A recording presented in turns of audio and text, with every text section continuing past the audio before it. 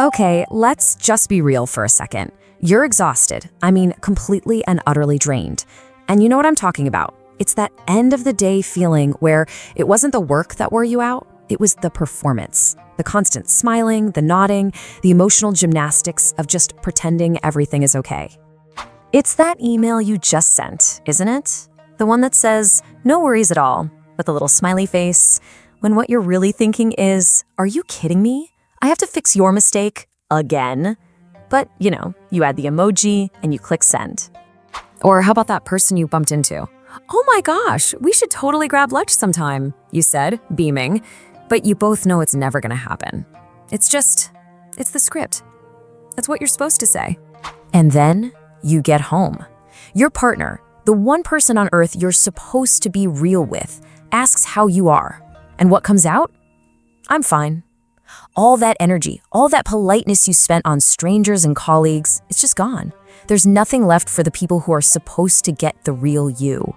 This is the core of it, right? You are just exhausted from being fake nice. You're drowning in this weird, passive-aggressive dance where you swallow what you really feel to keep the peace, and it is absolutely burning you out. So we all agree it's exhausting. But here's a thought. What if the problem isn't that you're being fake? What if the real problem is our culture's obsession with being authentic all the time, everywhere? We hear this all the time, don't we?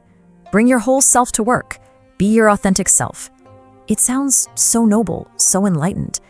We're taught that if you're not 100% unfiltered you, 100% of the time, then you're basically a hypocrite. But let's be honest, in the real world, that is a recipe for absolute chaos.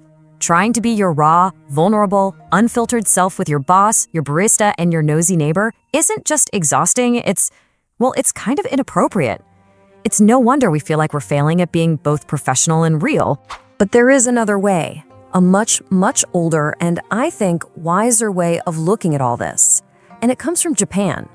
It's this incredible philosophy built on the idea that to be a whole person, you actually need both armor and truth.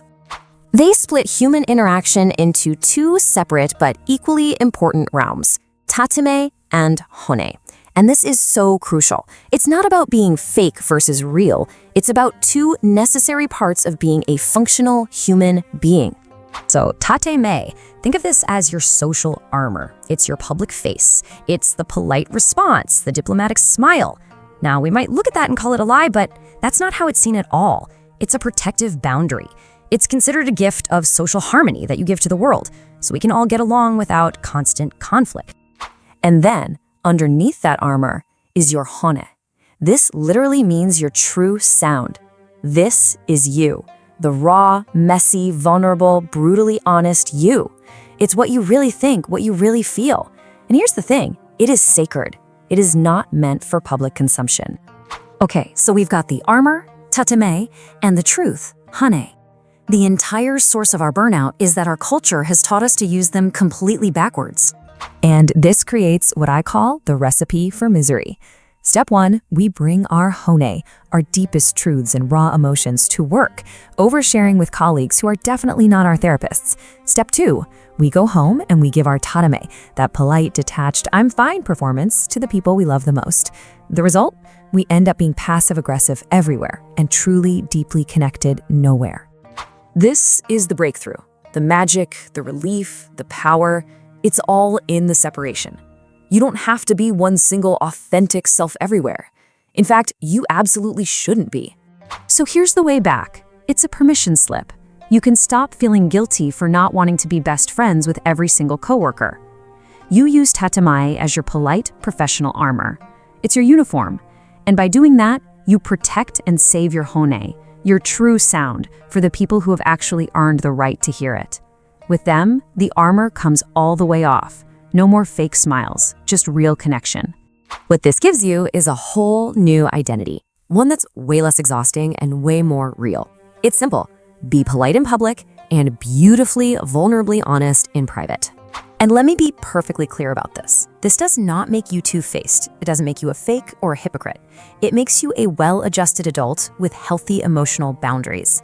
It gives you permission to protect your energy and to finally invest it where it will actually grow into something beautiful. So I just want to leave you with this one question. Think about your day, about who gets what from you. Are you giving your polite, careful facade to the people who love you the most, while you exhaust your true self on people who, frankly, don't even matter?